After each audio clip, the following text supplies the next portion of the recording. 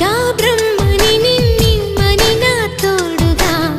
నిన్నటి నిదురలోని కలలలోనా అటులే కమ్మను ఆ కమ్మని తన మాటలే రుజువై నిన్ను నేను కలుపుకున్నా నూరేళ్ళు నిన్ను విడనని ఇదే నేను కలగని తలలో బ్రహ్మ పలుకులే తెలుసా నీకు నిజమని నిజమే నిజమే నా కూడా తెలుసులే